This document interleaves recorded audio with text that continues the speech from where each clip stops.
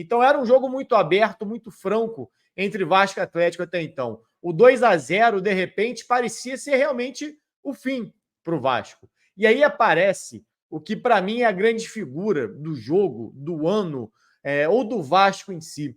Eu já falei sobre o Verratti em outros momentos, mas hoje, mais uma vez, não tem como fugir. Até escrevi um pequeno texto lá no Instagram, para a galera que não me segue lá depois, @blog do Garone, que eu já estava, na verdade, rabiscando alguns dias.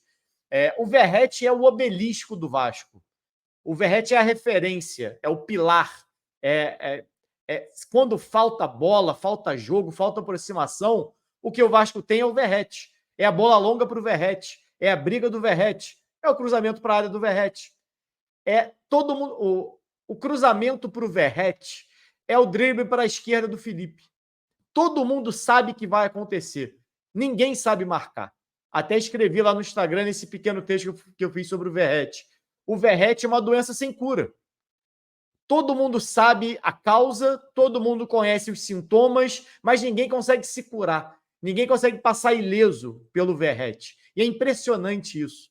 É impressionante como é que um jogador, já no fim da carreira, próximo do fim da carreira, 34 para 35, e está falando de um jogador que já passou pelo auge físico, consegue esse status fora do seu país, já com essa idade, sem ter alcançado tudo isso dentro do seu país.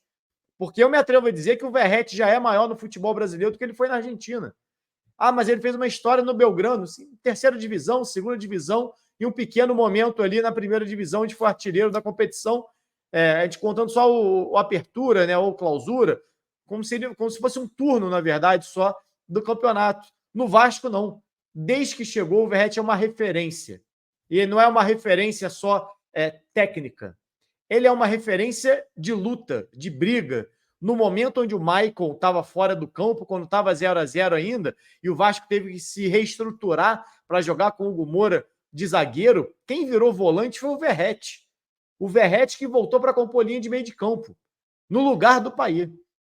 Então, assim, o que o Verratti tem feito dentro de campo pelo Vasco, independente de bater o pênalti ou fez o gol, tudo que o Verratti representa hoje dentro do Vasco é muito significativo.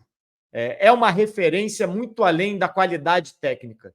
E é legal você ver ele batendo o último pênalti. Ele, que, se eu não me engano, os últimos dois ele perdeu. Os últimos 2 pênaltis que ele bateu, talvez os únicos 2 que ele bateu pelo Vasco, ele desperdiçou. Tanto que, em alguns momentos, quem bateu foi o Payet. Ao longo da temporada, já tiveram o Piton batendo pênalti, inclusive em Copa do Brasil, se eu não estou enganado.